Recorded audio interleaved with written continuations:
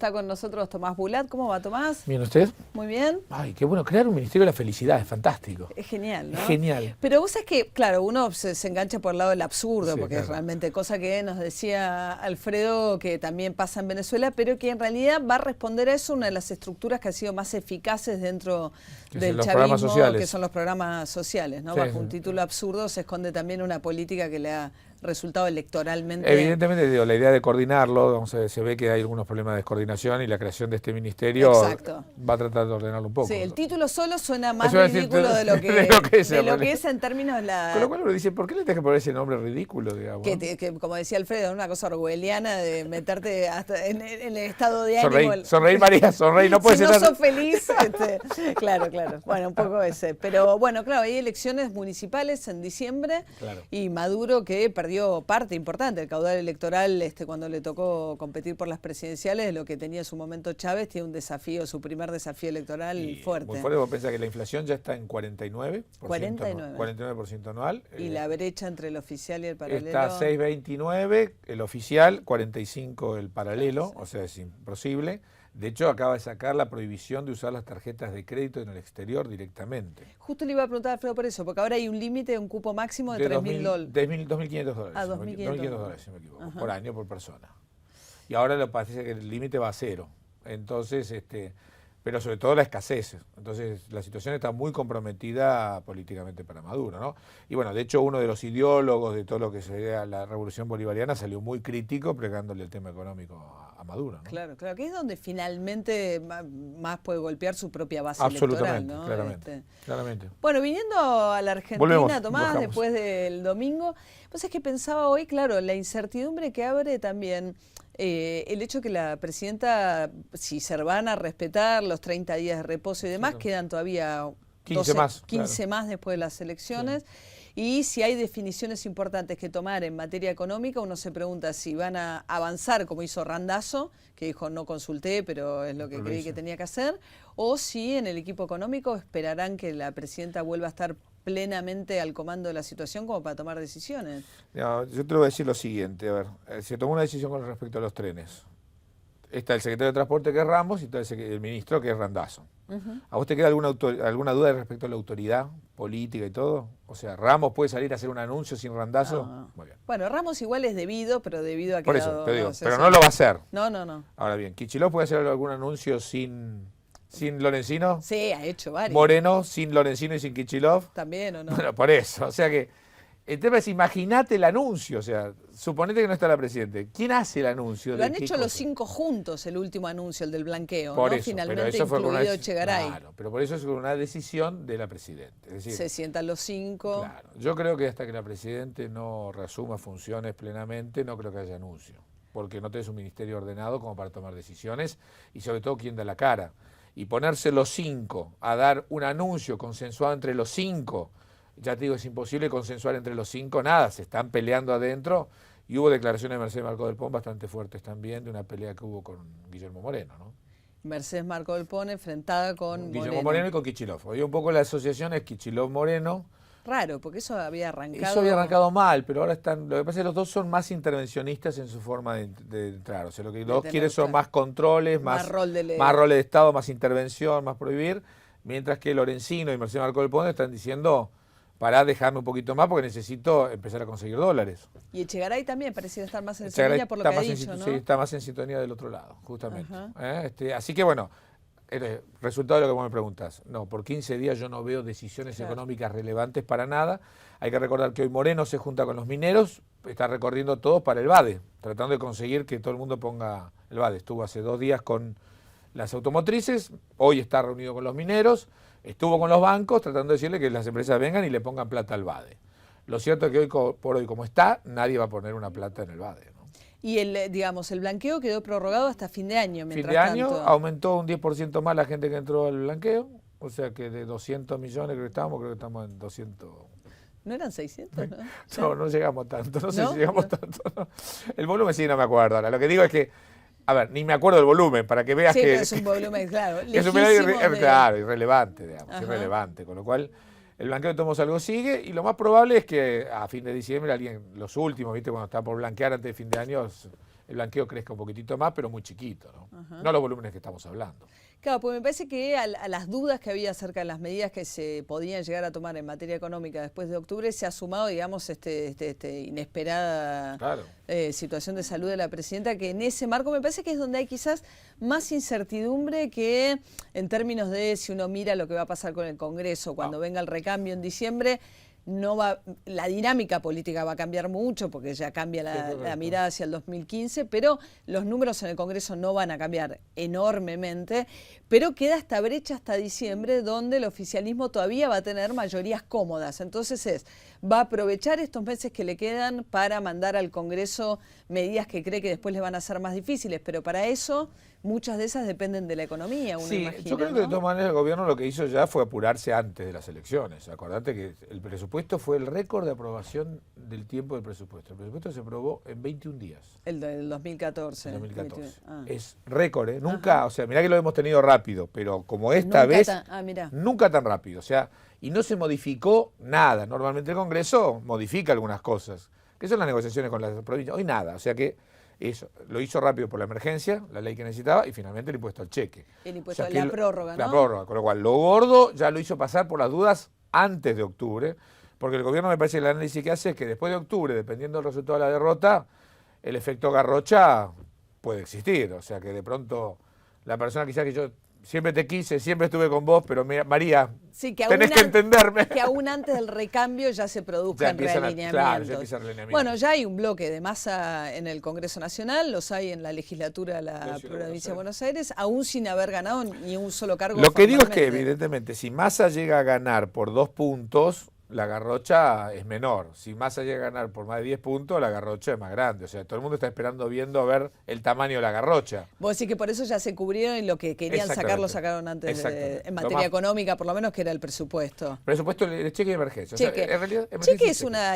Caballo nos dejó el IVA al 21 y el cheque, entre otras cuestiones, entre otras cuestiones, pero digamos... Eso nos quedó, sí. Después nos dejó Remelenicov en su momento, nos dejó las retenciones. La tablita nos la dejó Machinea. A ver, digo, lo bueno de los impuestos en Argentina es que siempre son por única vez y por un ratito. Y quedan claro. El impuesto a la ganancia es de 1922, creo, más o menos. Y el impuesto al cheque lo que tiene es como desalentar la bancarización un poco, ¿no? Y de hecho lo que está haciendo es eso. Mira, es muy interesante, María, lo que acabas de preguntarme. Un poquito técnico. La base monetaria es la cantidad de dinero que circula, o sea, que tenemos nosotros, más los depósitos de los bancos en el Banco Central. ¿Ok? Sí.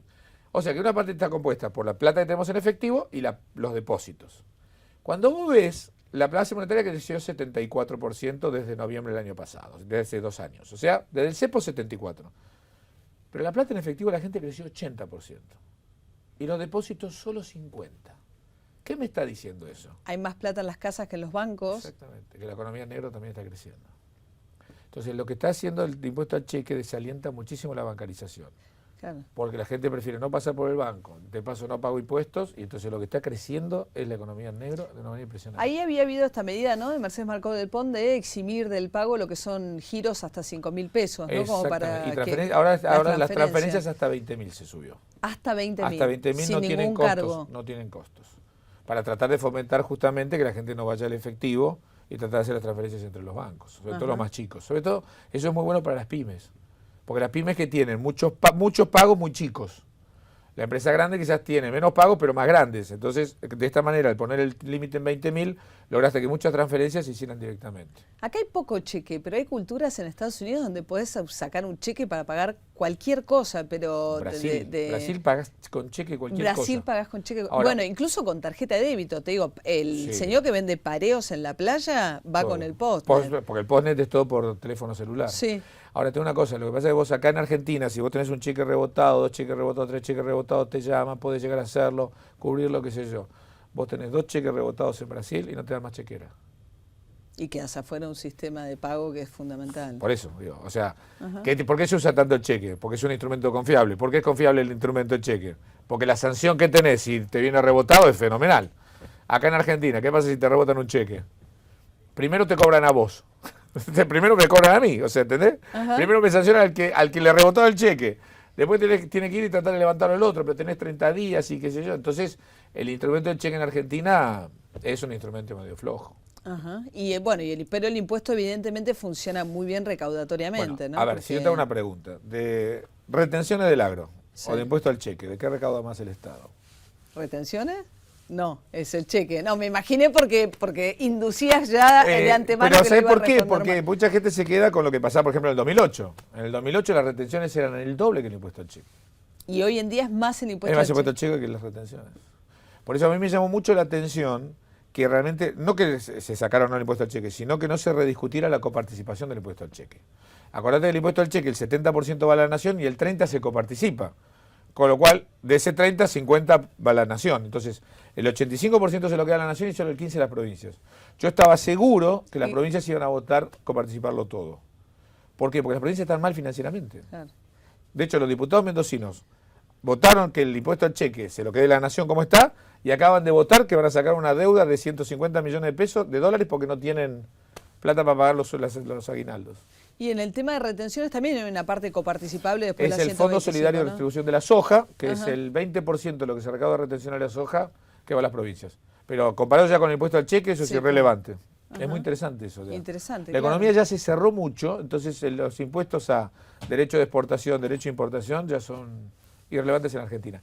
Te cuento algo, la AFIP recauda, este año va a recaudar, por cada día que trabaja, vamos a recaudar 840.000 millones de pesos, trabaja 242 días.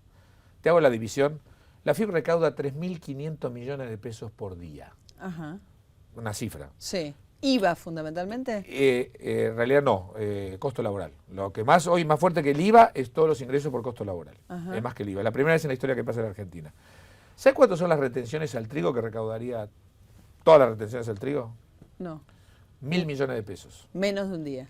Un tercio de lo que recaudan un día. 3 horitas de laburo de la AFIP. Claro. Y nos estamos quedando sin trigo. O sea, tenemos el problema de la harina, del pan, por tener las retenciones al trigo, que son 3 horas de laburo de la AFIP. Es medio como, hay cosas que Cambió quedan que vos mucho decís, la estructura. Claro, ya no es tan relevante. Y entonces se llama ridículamente, digo, ¿para qué tenés las retenciones al trigo? No existen. Si vos sacando la retención al trigo le das un estímulo a la gente a que ponga más, podés tener más trigo, no tenés problema con la harina, y el impacto fiscal tuyo es nada. Sí, es cero. Solo en septiembre imprimiste 19.000 millones de pesos. Es decir, que lo que te da el trigo es solamente un día y medio de imprimir plata. Y es muy beneficioso para la economía cuando tenés los alimentos subiendo tanto, mantener bajo el precio de la harina es fundamental, ¿no? Tiene mucha incidencia, no, porque no es solo el pan. No es el pan, es el trigo y todo lo demás. Lo que pasa es que pasó, muchas empresas, el trigo, ¿qué pasa? El trigo te lo compran ahora, el trigo seco, en realidad que estás comiendo hoy se produjo hace 3, 4 meses. El problema vas a tenerlo con el precio del trigo dentro de 2 o 3 meses. Porque estás usando la harina de ¿cuándo? De hoy, que es carísima. Mira, lo de la harina es muy, muy loco, porque el año pasado nosotros sabíamos que la producción de trigo fue la más baja en 100 años. Si vos tenés una producción muy baja de trigo, ¿qué pasa? El trigo se cosecha una vez. ¿Tiene que durar qué? Todo el año. O sea, es lógico acopiar trigo, es lógico acopiar harina, porque te tiene que durar todo el año, y hasta que no viene la cosecha no lo tenés de nuevo. Entonces todos sabíamos el año que viene que iba a haber problema con el trigo. Entonces, ¿qué pasó? La gente empezó a ¿qué? A comprar rápido. Cuando el gobierno decide, viste que empezó antes de las elecciones, que subió de nuevo el trigo, Sí. dijo, vamos a apretar a la gente para que aparezca el trigo. Y apareció el trigo. Claro. Sí, claro. Apareció el trigo que era para ahora. O sea, obvio que había trigo, todos sabíamos que había trigo. El problema es que si vos adelantaste el trigo, te quedaste sin trigo ¿cuándo? En octubre. ¿Y ahora qué hay? No hay trigo. Entonces el trigo hoy vale $780 la tonelada en Argentina y la soja vale 300. El trigo hoy vale 3 veces más. La harina vale fortunas y ahora el pan va a valer fortunas. Pero es todo planificado. A ver, digo, es todo cosa sabida. Ahora, por supuesto, yo qué digo, hagan dieta, muchachos. O sea, claro. Bajen los carbohidratos. Bajen los carbohidratos, ¿por qué? Porque ahora viene la cosecha de trigo, entonces ahora vamos a volver a tener algo de trigo en enero. Pero como esta cosecha viene mal también, adiviná qué va a pasar dentro de un año. Pues si vamos a estar en la misma Muy situación. bien, María. Entonces, ¿qué vas a hacer vos? Ya que me conocés y todo, como los fideos secos duran, en julio te compras los fideos secos para el segundo semestre. Ah, vos decís que hay que ir y hacer una compra de mayorista a principio de año y comprar totalmente. Lo que sea trigo. todo lo que tenga componente de harina. Antes de julio, digamos. Antes Yo te diría, de julio. antes de julio cómpratelo. Si Yo total no compro tiene vencimiento. en cantidad. Claro, por eso, te vas al Sí, mayorista al supermercado y mayorista. todo lo que tenga fecha de vencimiento, vos eso comprátelo. Yo, consejito. Y la media luna, calcula que de septiembre a noviembre no pero come ahí media luna. ya hacemos dieta, viene el verano. Claro, viene el verano. Nosotros ayudamos a la gente, que es más en fondo. Bueno, así que a esperar un poco, ¿no? La Esperar, indefinición sí. que ya... En el medio todo sigue lo mismo, digo, la inflación sigue subiendo, el dólar blue sigue subiendo, las inversiones no vienen, o sea, digo, la espera no es que te dejan en stand-by, estamos todos un poquitito peor con la inflación espera. también? Sí, la inflación también. De hecho, ahora empezás a tener problemas, digo, el pollo ahora acaba de subir 30%. ¿Y no tiene mucho subsidio el pollo? El pollo tiene subsidio, uno de los problemas es que no están pagando el subsidio. Como no están pagando el subsidio, los productores tienen que empezar a compensarlo. Entonces, tenés eso. ¿Cuál viene el problema ahora? Ahora la producción de maíz viene mal. Entonces no va a haber tanto maíz como antes. ¿Quién come maicito para engordarse? El pollito. Sí, entonces el maíz va a estar más carito. Si claro. está más caro el maíz, va a estar más caro que es el drama, ¿no?, de una inflación donde se siente más en alimentos, que es justamente donde más golpea aquel que destina gran parte de su salario a alimentos, ¿no? ¿Y eso por qué? Porque la economía está cerrada. Si esta economía estuviera más abierta, no hacía falta eso. Ojo, porque acá hay un razonamiento que se supone que cierra la economía, entonces no hay problema. Argentina hoy, este año, por la producción de trigo, debería estar importando trigo. ¿Cuál es el problema? Lo interesante sería que des incentivo para producir mucho más y después exportar trigo. Pero los alimentos, vos tenés que tratar de que los precios de los alimentos sean lo más estables posibles. No que tengan oscilaciones. Y en Argentina la política de cerrarte depende entonces de tus stocks, entonces la hace mucho más volátil. Los alimentos siempre lo mejor es que sea más estable. Entonces, si te falta, tenés que importar sin ningún problema y después podés exportar. Pero cuando vos te cerrás, perdés los mercados de exportación. Entonces, no se te reabren tan fáciles, la gente tampoco te vende tan fácil a vos y perdiste el ritmo. Entonces, ¿qué pasa? Los precios de los alimentos se hacen así, pero porque la economía está cerrada. Si estuviera abierta, no habría problema. Y nadie me venga a decir que Argentina no puede competir con el mundo para producir alimentos. No hay nadie más eficiente que nosotros produciendo alimentos. Recién hablábamos, ¿no?, con Venezuela, que es su gran drama, que no produce absolutamente nada, ¿no? La producción de alimentos en Venezuela cayó 80% en los últimos 10 años. De una producción que ya... ¿Te acuerdas cuando en un momento había ido Grobocopatel? Claro, había habido como un acuerdo soja. A ver si lograban enseñarles técnicas de producción para diversificar un poco esa economía tan dependiente, ¿no? Efectivamente, bueno, todo lo contrario. El gran beneficiario es Colombia. Pues claro, que le vende alimentos a Venezuela, ¿no? Y de hecho tiene empresas muy grandes Colombia de exportación de alimentos. No solo alimentos, también los subsidia Ecuador, se le vende a Ecuador. Colombia, políticamente además se esperaba una mala relación del presidente Santos con Maduro y para nada, tiene una muy buena relación política. Lo que pasa es que acá hay una relación de dependencia muy fuerte. O sea, económicamente ya ahora Venezuela depende mucho de Colombia. Claro. No tanto de Brasil, porque Brasil es un gran productor de alimentos, pero Brasil tiene una muy buena relación con China, exporta mucho a China, y la producción de Brasil está en el sur, no está en el norte. Entonces no le conviene, Colombia le conviene muchísimo más. Y Colombia conoce mucho mejor los mecanismos. Claro. Así que eso está más solucionado de ese lado, de los alimentos. Ahora, una cosa interesante, toda la producción en el campo siempre ha sido el drama de las economías centralizadas. Cuando vos ves y estudiás el socialismo, el gran drama era la producción agrícola, tanto en China como en Rusia. Y de hecho, los que fueron reformistas, tanto Nikita Khrushchev como, por ejemplo, Gorbachev, ¿qué tenían en común antes de ser los jefes? Habían sido ministros de Agricultura, porque la agricultura no funcionaba. Acuérdate que Rusia hoy es en realidad un gran productor de alimentos. Rusia era un importador neto de alimentos. Y Ucrania hoy es exportador de alimentos. Y Rusia no le alcanzaba el alimento y tenía que ser importador de alimentos. China hoy produce alimentos a lo pavote y tenía hambrunas de 20 millones de personas. Sí. ¿Por qué? Porque nadie quiere trabajar al campo. Si vos no le das incentivos muy fuertes al productor del campo, la gente migra a la ciudad. Bueno, Tomás Bulat, hemos paseado por todos lados por la economía, esperando un poco, bueno, ya estamos en tiempo de veda, desde las 8 de la mañana para las elecciones del domingo. Así es. Vamos a ir a votar todos. Importante que la gente vaya a votar, sí. Nada de no votar. A votar hay que hacernos cargo de lo que nosotros votamos. Hay que ver cuántos chicos de entre 16 y 18 van a votar, ¿no? Está bueno. A ver, está bueno. Yo en realidad al principio no estaba a favor de que los chicos de los 16 años voten, me parece, yo creo más en el aprendizaje, me gusta que los chicos hagan el centro de estudiantes, aprendan. Me gusta más el tema de aprender y empezar a hacer más política, y la votación a los 18, como tenés derecho, tenés obligaciones, empezar todos los 18. Bueno, ahora ya está instaurado, ya está. No se preocupen si no votaron en la primaria, pueden ir a votar igual, nuevo, absolutamente. Llévense el troquel, a guardarlo hasta que en el padrón electoral se publican. ¿Dónde tengo mi troquel? No, pero no hace falta. Ya en realidad lo que te tenés que fijar es padrón.gov.ar.